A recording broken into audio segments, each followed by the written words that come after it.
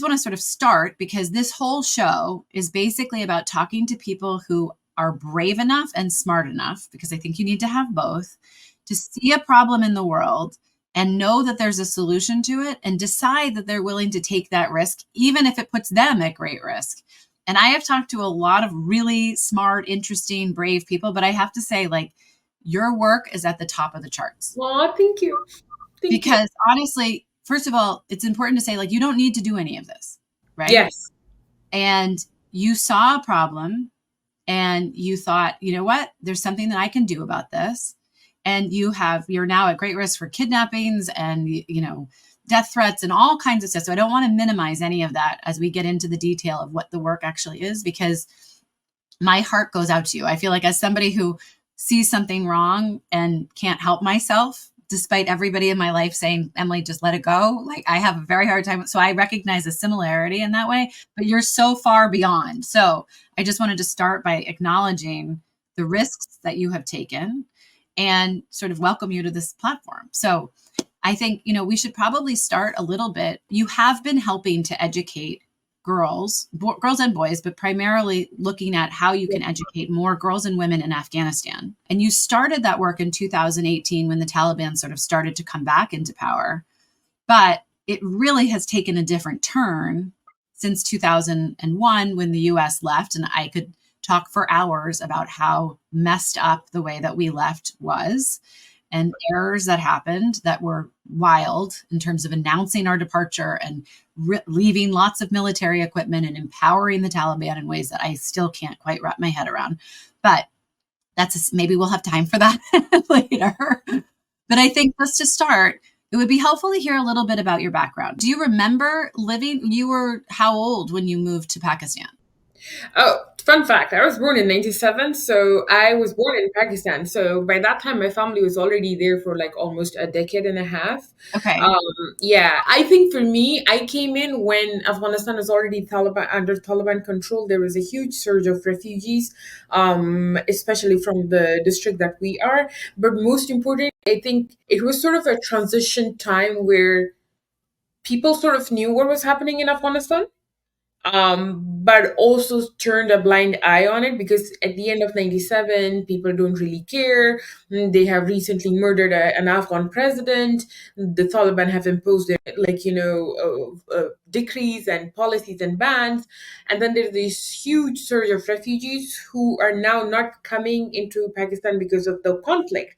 They're coming because of the Taliban's bans and decrees. So one thing I like to talk about and acknowledge a lot is the refugees started in the 80s, in 81, but they sort of continued even in the 90s and mid 90s and end of 90s, just because there were no opportunities for women and girls, and those who cared about their kids did leave Afghanistan. So I sort of was born in like to the parents who fled the Soviets and everything. My grandfather fled the Soviets, but because they stayed there and my aunt stayed there was because of the Taliban, because they didn't have anything to go back to. So yeah, but but my family I grew up in funny, but also like a very different family, like very different from the American side of things, or even like normal side of things, even when it comes to that part of the world. But one thing I was like sure about was I was loved, and I was cherished, and I was given that space. So that was a good place to be at, growing up. And your dad was an educator, right? I mean, he was a tribal leader, but he also really valued education. There's a fun story about it. So my dad, he was heavily involved with everything that was happening with refugees, and this gets more interesting when 2001 and the Americans come, and our tribe is they enlist in the military and police post that. So before that, this is like a year or two after I'm born, he was told by the UN agencies and everyone that, oh, like you guys are a smaller group, a smaller village, and we cannot make a school here, so you guys should just walk to the next village if they're so interested in education and everything.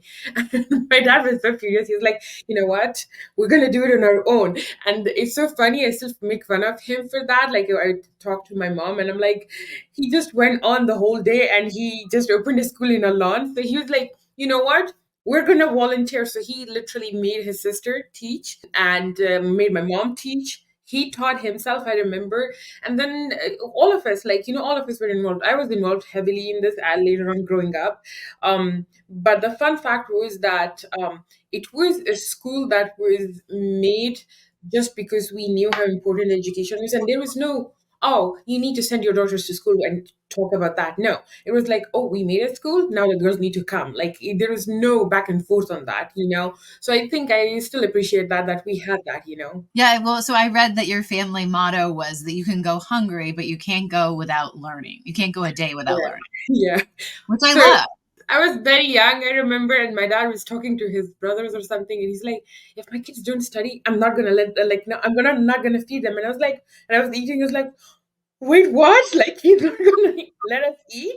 I was like, "Oh my god!" And I was mortified, but like then I understood what he meant. He's like, for him, education is extremely important, and there were multiple times he didn't even say that for me, for everyone, because it would be hypocritical if I reflect on it and say he valued education because of me. No, he valued education way before me. He valued it with his sister, with his mother, and then I was the third person to come and influence it in that sort of way. So yeah, you definitely could go hungry. You could like be homeless or anything, but you had to show up to your school.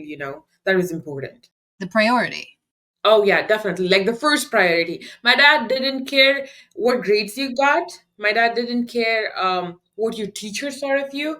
My dad did care about the one thing that was like learning and be motivated about it and sort of get excited when you learn something, and like show it off. That was his motto, yeah. So let's go back a little bit in terms of this timeline.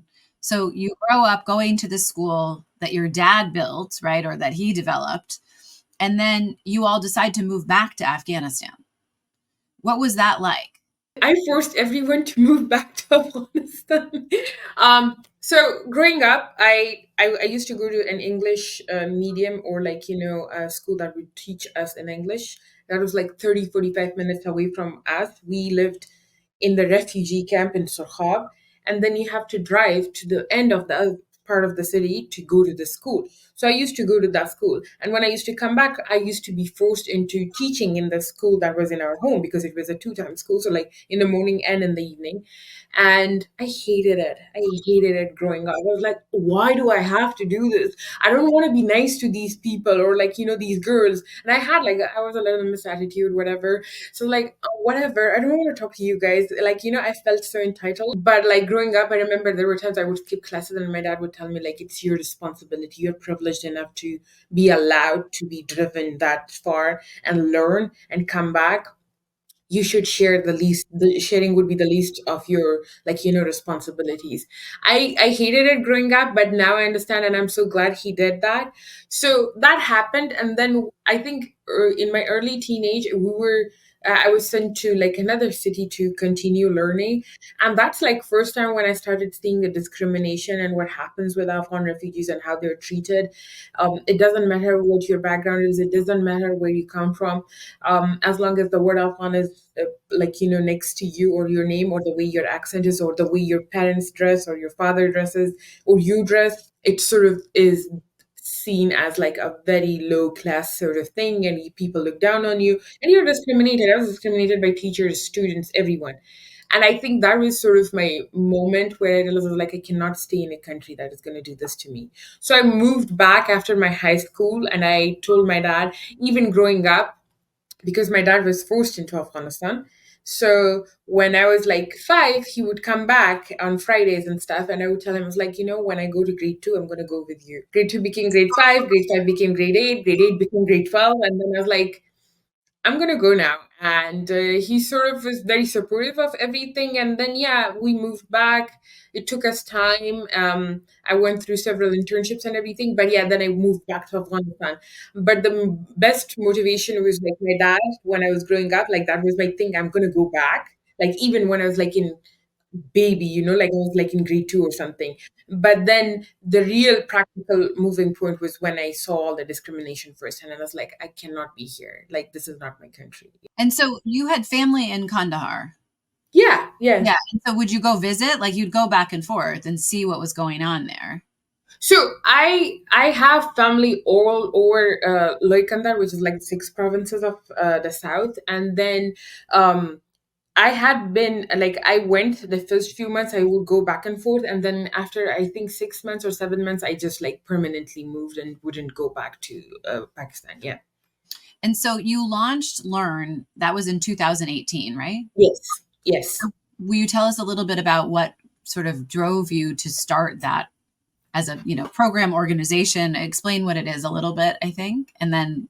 Yeah, learn was definitely not on my plans. It was not something that I was going to do.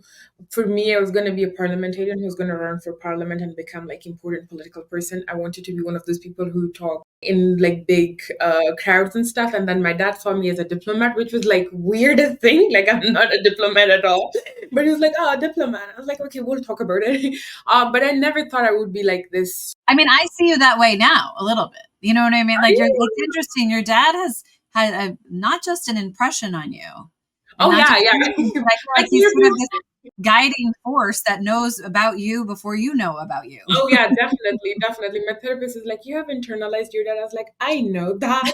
I sort of know that already." But so that was like the sort of direction that my family already had moved in. Like, my uncle was the parliament member way before I was even like, like, I was a kid in 2002. He was like elected parliament member. My dad was part of the government, and he was like part of the foreign services. And then there were other uncles who were part of the military and all of that. So for me, I was like, oh, I was already set and going to be like one of those nepo babies who would end up in those places. But then I And I think just that, have to stop you because obviously they're both men, right? oh yeah, yeah, yeah, You definitely. never thought like, oh, I can't do that because I'm not a man. I think for me, it never, like, sort of crossed my mind, because in my head, I was like, my dad always told me it doesn't matter what gender you are, as long as you're capable and intelligent, you're going to do whatever you want and you can do it. Your gender shouldn't stop you from places. So I never had that sort of thing going on. For me. I was like, whatever, I'm going to be better than them.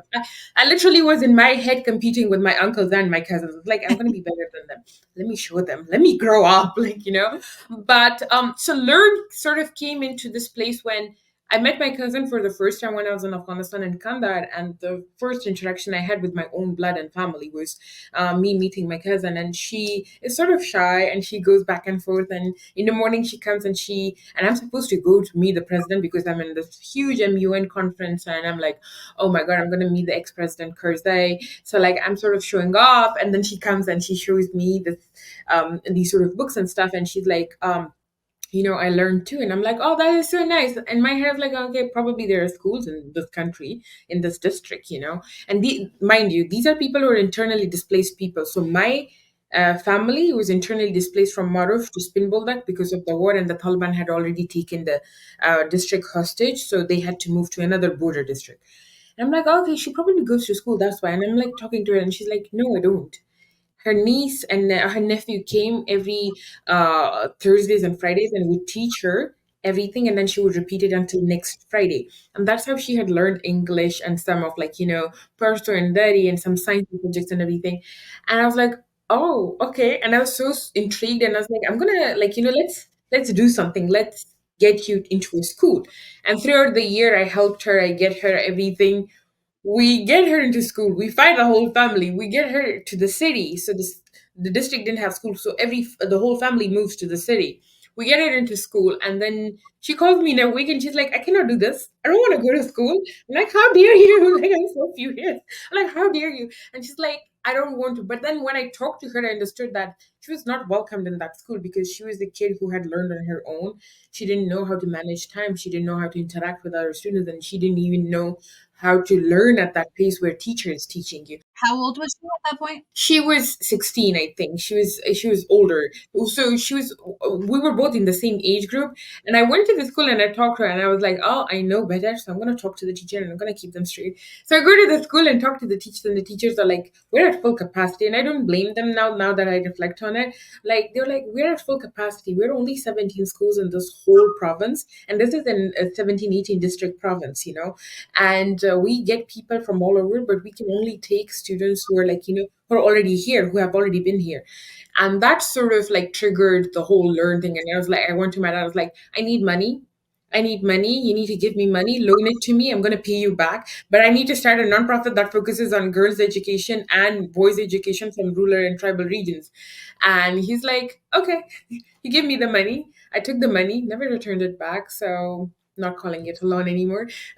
But anyways, so I registered Learn. I got everybody on board, people, friends, family. My mom didn't like it at first. She's like, this is going to be one of those pet projects and you're gonna abandon it and da da da da da. She's like, you're taking a gap here. I don't like it. And it sort of was like a little tricky for my dad too, because I was taking a gap year to do this, you know.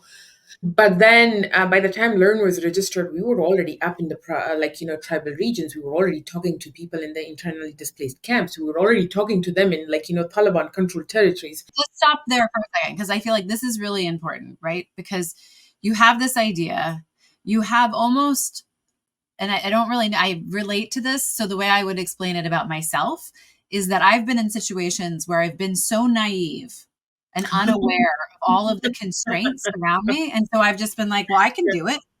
And Oh I just yeah, tell people I can do it. And they say, well, you don't have any experience, or you don't know how, like, you don't know this group of people. And I say, like, oh, meet them. It'll be fine. And it works out. But it's yeah. almost like some innocence or something is protective to get you to drive forward, because most people don't do that. Most people think of all the reasons they cannot do Oh something, yeah, yeah, yeah. and No, it no, I stops agree with them you. from doing it, right? And so when you're going into these rural areas, which are enemy controlled areas, I mean, these are not like, they're not super psyched to have somebody come in and teach girls. Sort of. It's they're not super psyched to someone come and tell them what to do with their daughters, you know, and like Mhm. how she thinks better for their future than they do, you know, because their parents, they love their daughters. Why would they listen to you as 16, 17-year old, you know? The first comment would be like, I have this sort of thing that I back in the day I lost it for a few years, but now I believe in it. So I'm like, believe in yourself like a child. When I was like 7 or 6, I was like, I'm going to be president of Afghanistan. Like, I'm going to be that. And like, I used to learn from my religious teacher, and he's like, women cannot be leaders in, like, in Islam or whatever. And I used to fight so much. And I was like, I'm going to be a president. So of course things have changed, life has changed, but I want to believe in myself the way I did when back then, and I still do. So when I was registering for Learn, I was like, I'm going to solve Afghanistan's literacy issues. And even now I'm like, I'm going to do it. Like, I believe in it. I There are not a lot of things that I know and understand, but the one thing I know is that I have a lot of confidence in one thing that I believe is I'm not going to let me down or my people down. And it's sort of not it doesn't come from like a place of, oh, I'm so, because I have all of these resources. It sort of comes from this a surety that people have given me, my family has given me, my friends have given me, that feeds into this, so I believe in myself like a child who has all the family support and thinks that he or she is like they're already there. So yeah, I have that. I definitely, and I'm naive about a lot of things, and I love the fact that I'm like that, because I got extremely practical. I don't think I would do the things in the weirdest and stupidest ways that I do. So yeah. Well, and I think it directly allows you to have impact, because you're not Oh yeah. operating from a fear base. You're operating from an optimistic, like, Oh yeah, this yeah. needs to be done. Somebody needs to do it. Well, I can do it. Right. Yeah, yeah, it's a funny thing for me. I'm a hopeless romantic optimistic, Like, I'm in love with Afghanistan, but then I'm also in love with the fact that I can do all of this. And it doesn't come from a place of like, oh, I'm just going to do this because it's needed. It comes from a place of like, I'm so in love that I will do it anyways, Like, it doesn't matter like where we are, how hard it is. Like, it's one of those things. So I call myself like hopeless romantic optimist, Yeah. Well, so, and then in terms of sort of strategy, one of the other things that I think is really brilliant, honestly, that you guys have done is to go to the older men in the villages and explain to them why this is important. Will you talk a little bit about that? Because it's, and some Americans may not even understand this, but it's sort of like, if you have the people who are running everything against these kinds of efforts, it's going to be impossible, right? You have to get their buy-in at the top for a number of reasons, which I'll let you Yeah. explain. But you recognize that need. and you recognize that they were going to be critical to your success. So I'd love to hear you talk about like that sort of thinking ahead of time. Like you're not just going in and saying like, "Hey girls, come on over. I'm going to teach you this lesson," right? That was just your side Very mission. well thought out. The strategy is impeccable. It's very, very smart. One thing I think that is sort of forgotten, and that sort of is not shown in here, like in this part of the world, is because when we are on cameras, we are seen as victims or women in blue burqas who are not heard by their own men. But let me tell you something. Every place I have been to, I have been respected and loved and seen as a daughter or as a sister, and I have been called that. And that's like the highest respect an Afghan man can give you, you know. And I'm not related to them. I'm not. I am most of the people I know are not even from my ethnicity, and people I work with, they're all over Afghanistan and the world, you know. And the reason I'm saying this is when you go into these places, my father was one of those people. He controlled a large tribe and district, and people would come to him and talk to him. And there were things that we had to protect ourselves against, so we wouldn't be able to accommodate that. But there were things that we did because we knew it was important and should be done. Um, and I knew that firsthand looking at how it was done. So for me, it was very easy to connect with them on that level. Yes, I might have been a kid. I might have been like naive, you know, and I might have been a woman and young girl. But the one thing that I had was I knew where they were coming from and I knew how I was going to talk to them. So when I was going to these elders, they didn't necessarily were against education. Most of them were not. Most of them were scared for their daughters because they were worried that if you build an infrastructure school, it's going to be burned down because they don't like something like this happening in the Taliban. And they sort of were worried for the safety. The second were like worried about what are they going to be taught because there were literally times where the US funded books that literally taught war and like assault rifles and stuff like that in Afghanistan in refugee camps, and I read those books. So they sort of like, oh, what are you going to teach them? How are you going to teach them? What are you like, thinking of? So every time I went, I sat with them and I ate with them.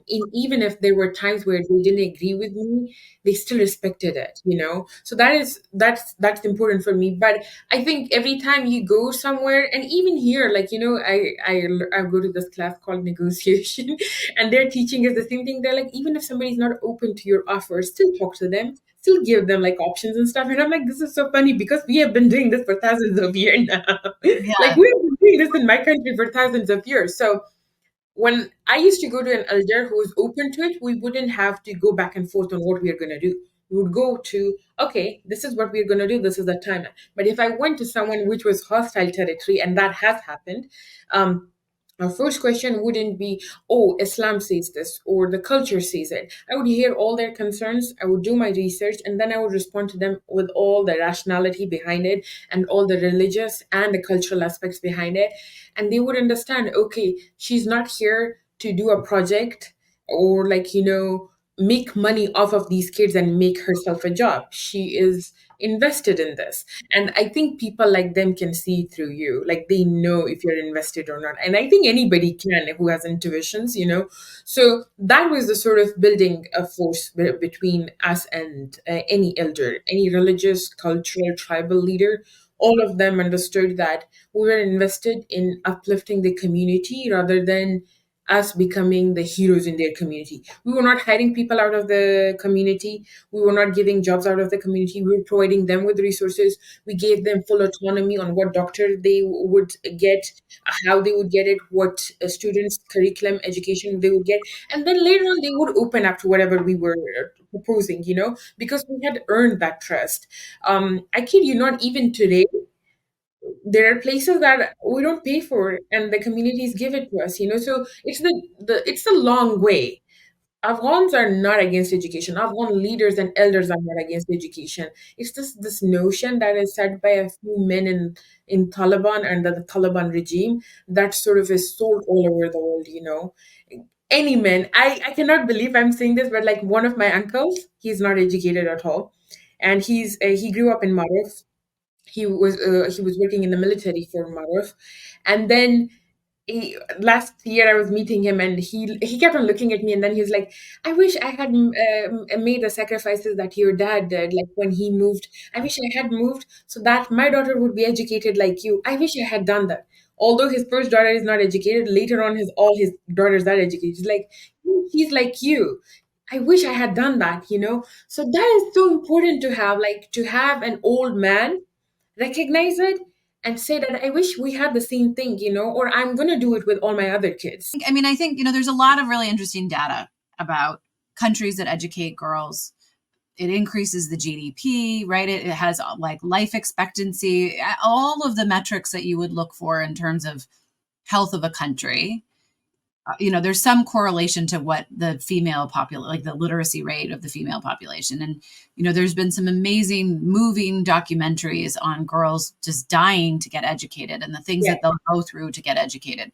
So what is it that is stopping this from, I mean, even let's say the Taliban, right? I mean, they're using religion as their justification for why girls aren't allowed to be educated. Or you had that funny thing about how when the Taliban came back into power and they sort of said, well, if you're a woman and you had a job, like that's okay. You just stay home now and you send your Yeah. husband to your job, right? And it's Yeah. like your husband's a pilot. Like, I mean, if you were a pilot, like your husband's supposed to just go fly the plane. They just know everything we know, right? Is that how that goes? Like that was so funny the way that you explained that. Oh But my God, yeah. I'm gonna be honest with you. There are a few things about Afghanistan that we have sort of like, you know, like it's in the background, but we don't highlight it.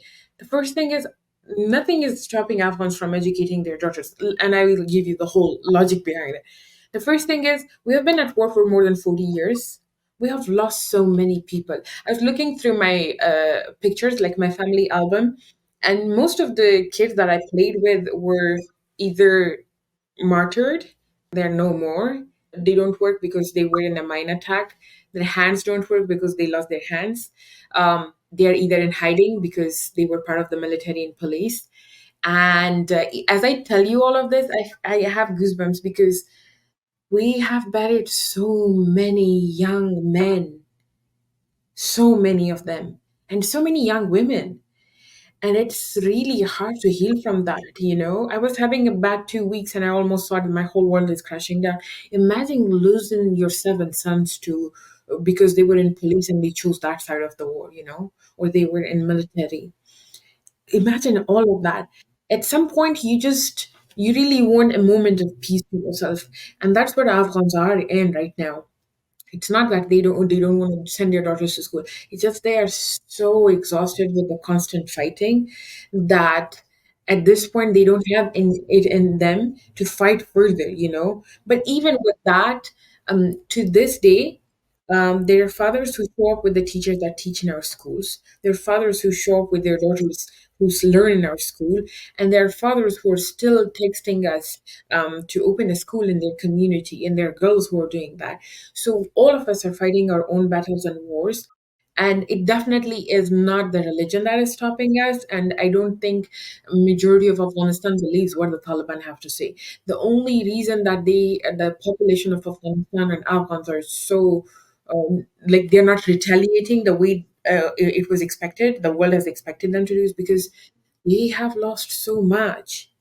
They have lost so much, you know. And for them it's like, oh, you know, it's like one of those things. Oh, it's gonna pass too, like it's gonna pass at some point, you know. So it's one of those things. And yeah, it's very hard to, like, you know, understand. Oh, but like the rights are being abused, yes, but their lives have been abused. no, Like they I have. think that makes perfect sense. It's you need to recharge. Yeah, yeah. So for them, they're taking a step back as a nation. And I understand that. I'm not saying it should be justified what the country regime is doing right now, but it definitely, I wouldn't put the blame on the population at all. I have seen other countries do that where they're like, oh, Afghans, if they care about their women, they should fight for them. Um, how much more should we fight for the things that others messed up for us, you know? But then at the same time, this is something that we need to do more strategically. So I think there are movements that are internally happening. They're more mindful about these things. And that sort of makes me happy that at the end of the day, people care about their daughters. but they're not going to be like, blind enough to believe everything that was done to them in past, few decades. And they're just not going to believe all of that. They're going to go strategic about it. And that's a nice thing. Well, and I think the way that you're handling this is so localized, right? That in some ways, if one gets stopped, the other ones keep going.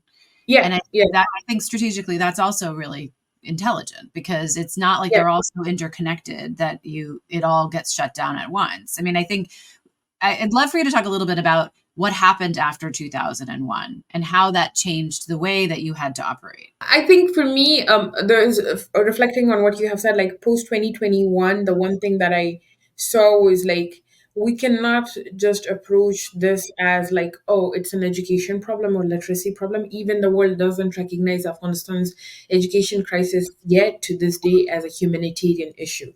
They treat it as an infrastructural gap, and it's such a sad thing because it's a human rights abuse and it's still not being recognized by the world.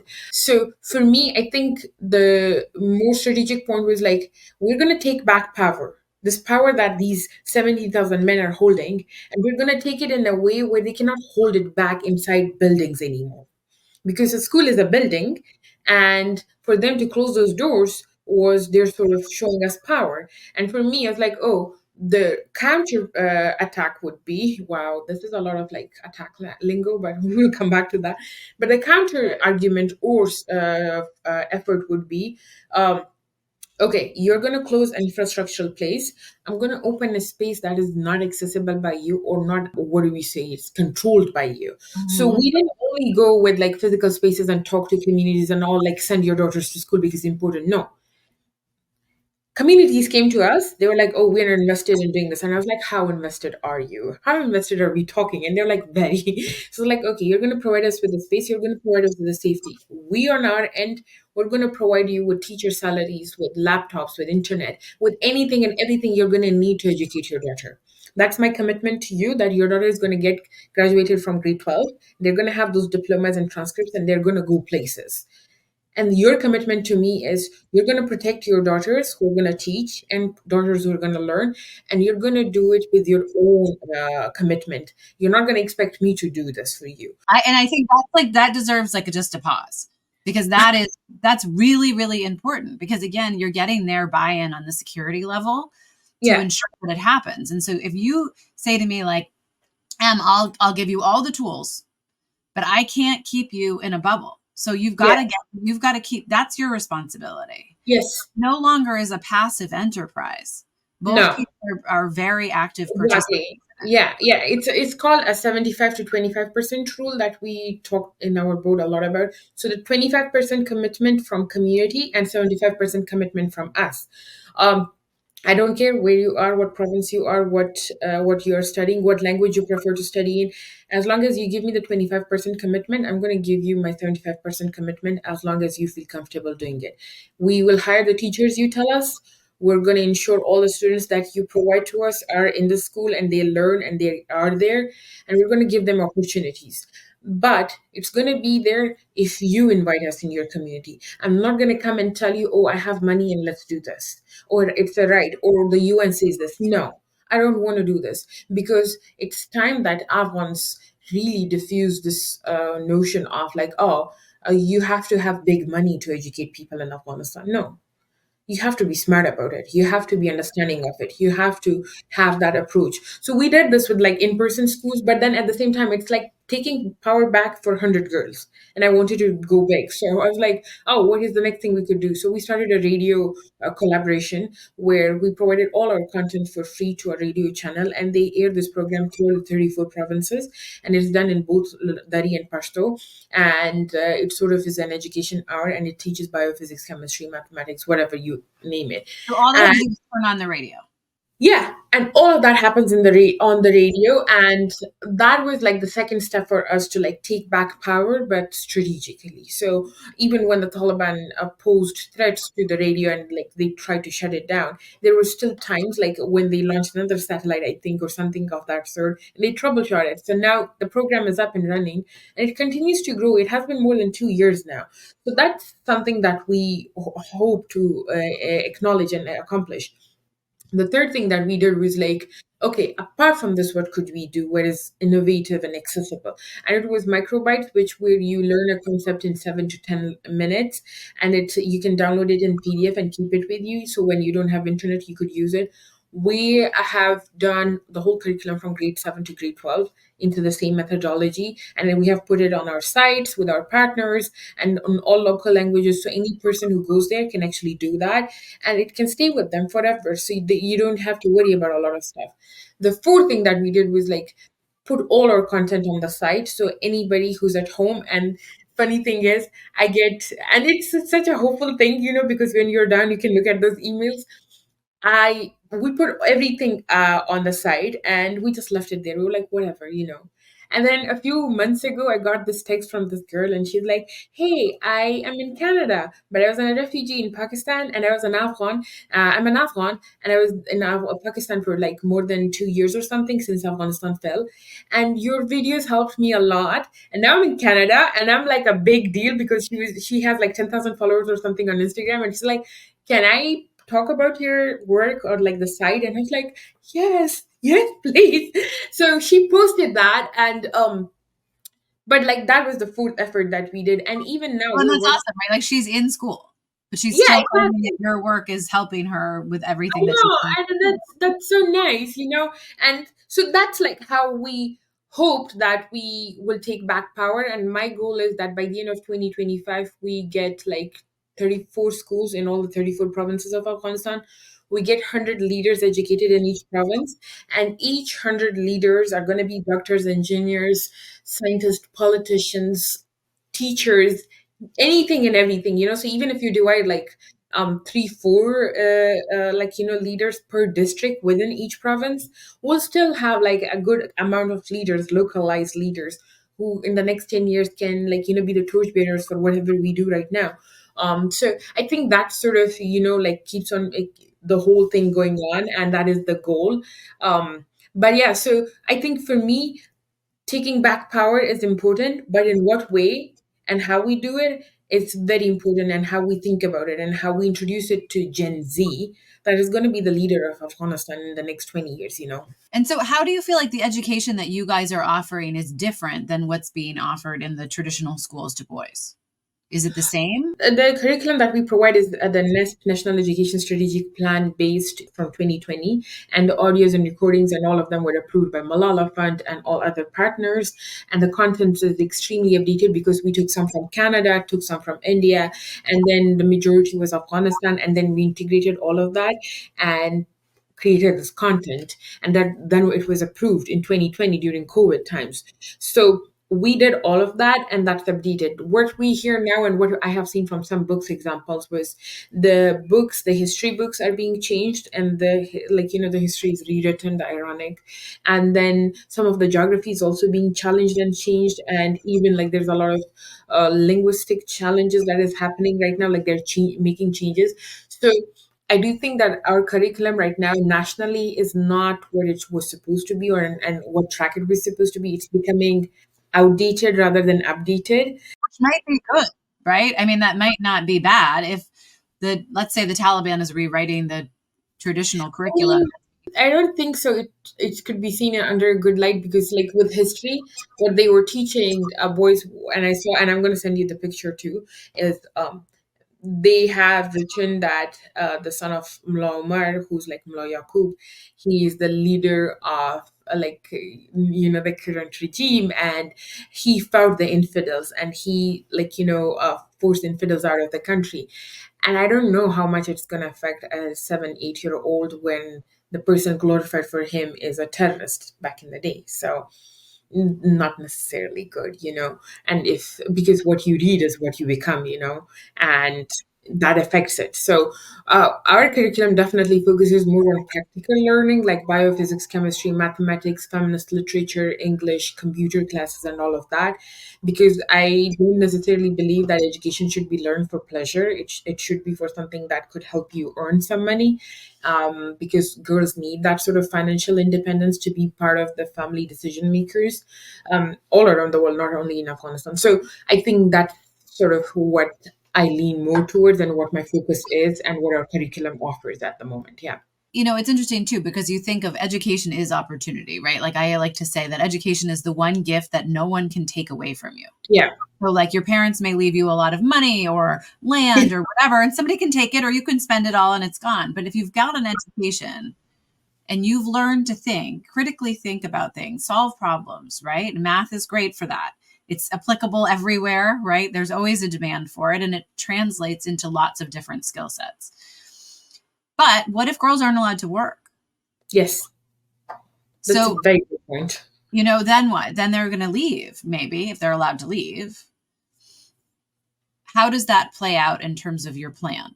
My plan is not to restrict them into staying in Afghanistan or force them into going, because either way, I'm going to be either perpetuating into limiting their opportunities or involved in brain drain. And I don't want to be part of either. For me, the personal goal would be there are going to be people who are going to stay, and then there are going to be people who want to leave.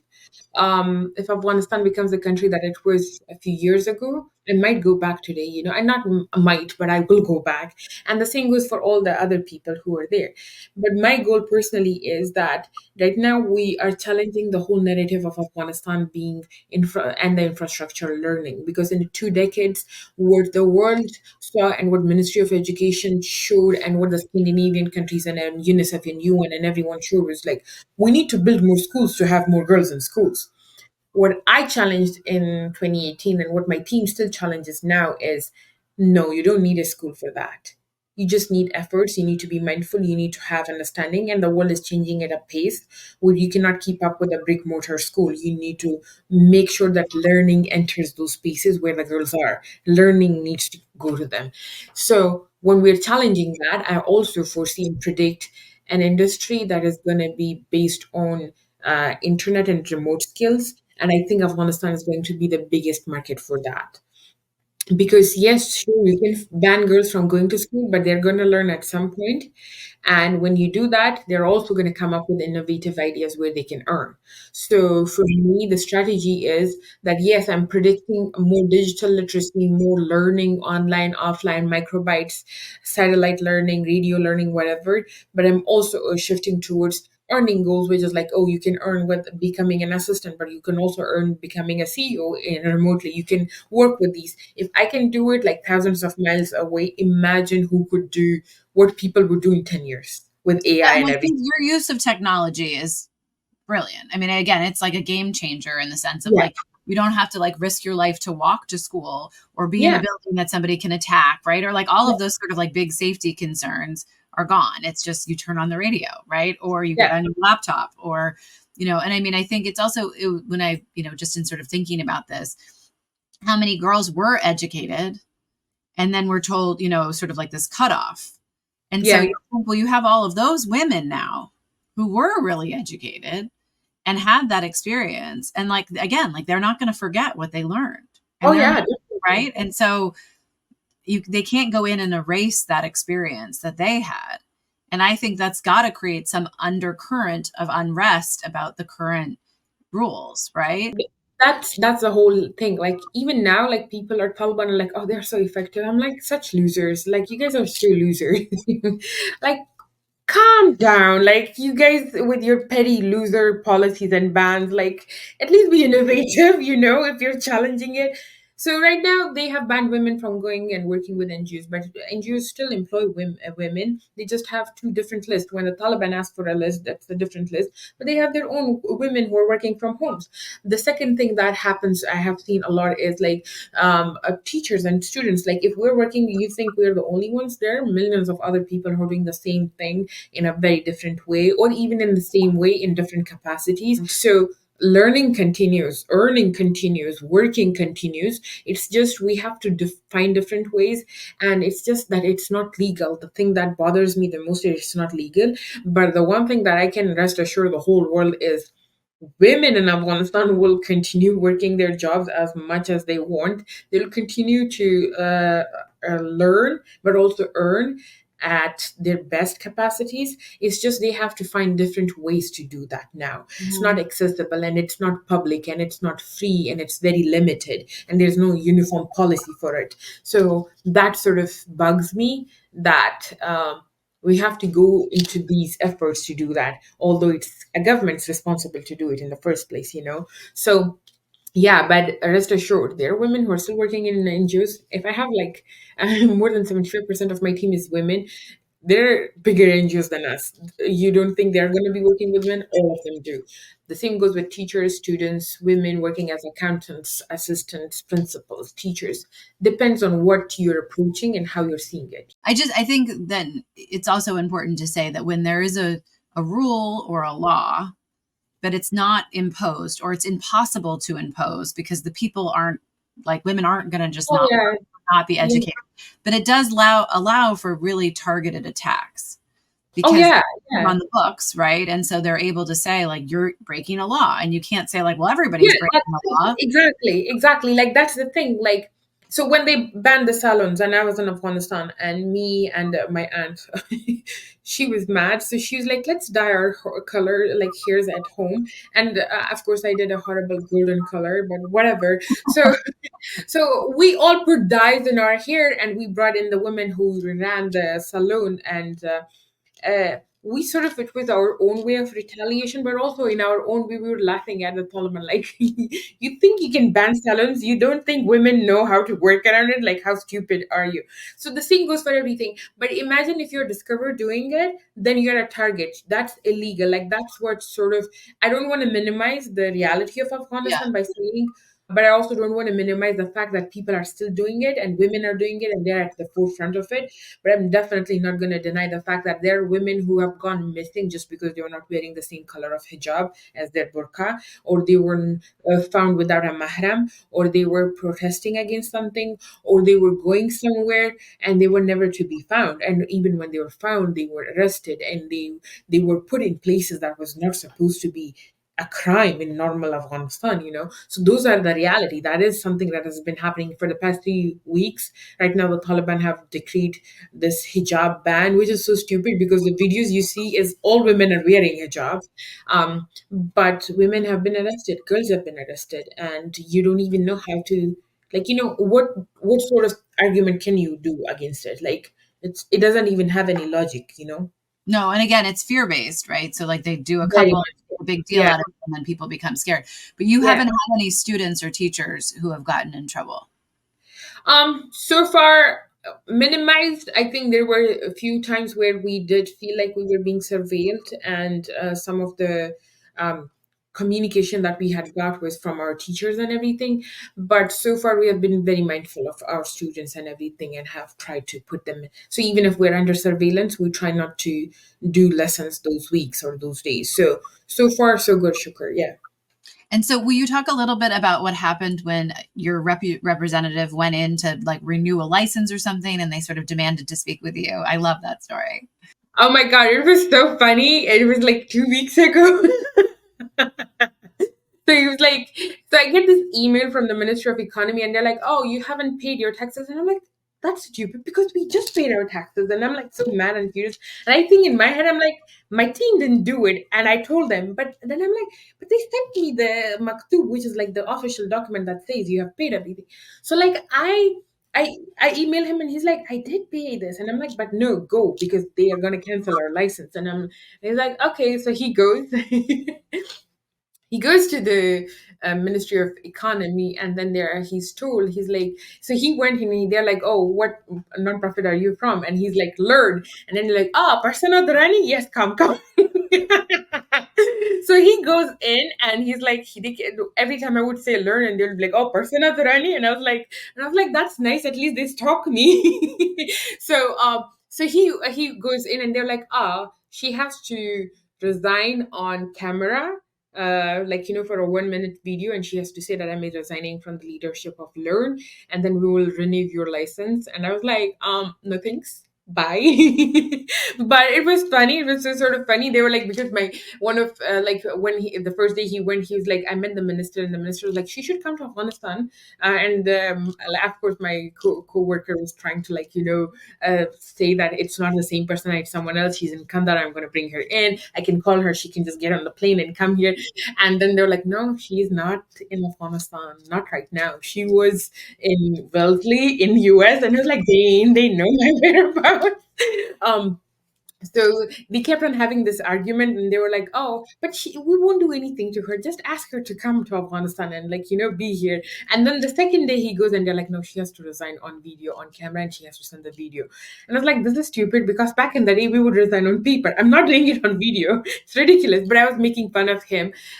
But yeah, so these sort of things happen all the time. Like, there are times where I get these, like, funny calls and stuff where they're like, "Oh, like, you're doing this," or even there were times where there was the Taliban spokesman or something who yelled at me in a TV interview. He's like, "Oh no, girls are not banned from school," and I'm like, "Sir, do you live in Afghanistan? Because last I remember, we are banned from school." And then You there was tried to time, say the girls were not banned?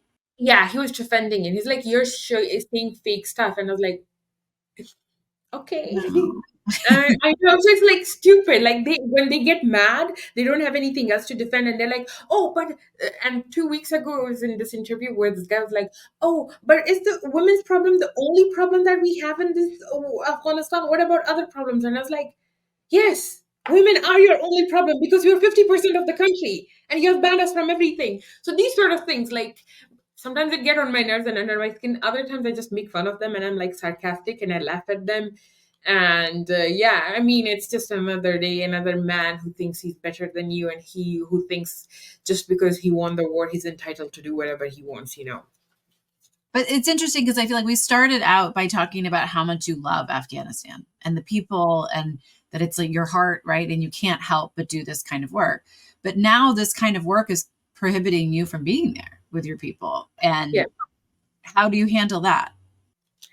It definitely is. Has been hard 2.5 years. I was talking to my friends last night. I was like, if Afghanistan was in a different place, I wouldn't be like, like, I wouldn't put all of this stuff up. I would be like ready to, like, go. Like, I would be done with my school in Harvard, and I would be leaving as soon as possible.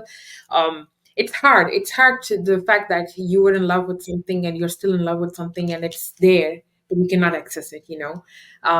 It's hard to see that, and it's the last thing that connects me with my dad and makes me happy in that way that I used to be around him. This is all personal to me, so hard in those all ways. But one thing I see is, like, either I can, like, take a step back and never do all of this, because I don't have to. I have a good job here. I work with education with different countries now, and I focus on ensuring that humanitarian issues are or efforts are sustained in other conflict zones rather than Afghanistan only. But then my heart is in Afghanistan. So I'm hoping there is light at the end of the tunnel, and it's just a dark phase where maybe someday I'm able to go back. And yes, hopefully someday I'm going to go back. So I think that it's the hope that makes me still be committed to all of this. And then also, like, practically, history tells us that Afghans don't like people like them, or anyone who does bad to Afghanistan, stay in power longer. So I'm waiting for the history to repeat itself, but I'm also hopeful that this time around we don't have to go through a lot of violence, when that happens. So yeah. Yeah, I mean, I think the history of Afghanistan is very interesting, right? And I think you think about the Soviets trying to go in, this massive imperial power Yeah. failed, right? I Oh think yeah. when the Americans went in, we kind of neglected to look at what the history was, No, oh yeah. and it is interesting because it's sort of, I think from the outside world, people don't, they know that there are resources and whatever, but it sort of seems like these tribal communities and how are they so powerful? And I think there is something, and in some ways we see this a little bit with, like, Ukraine, where people were like, Russia versus Ukraine, like they're going to be dead in a month, right? And it's still going. Yeah. And people feel a sense of pride about their land. And I think if the Taliban is viewed as outsiders or enemies, they will Yeah. eventually, you hope, meet that same fate. Yeah. Um, and so I completely understand that, sort of thing. You should know, on like a very personal level, my parents lived in Afghanistan and Uh-huh. Iran. I think I was Oh, that's conceived very in Iran or Afghanistan. I think my mom says Iran, but I have photographs in my house that are unbelievably gorgeous of Afghanistan. So I'll have you for dinner and you'll come and oh, see those photographs. But I'm so excited now.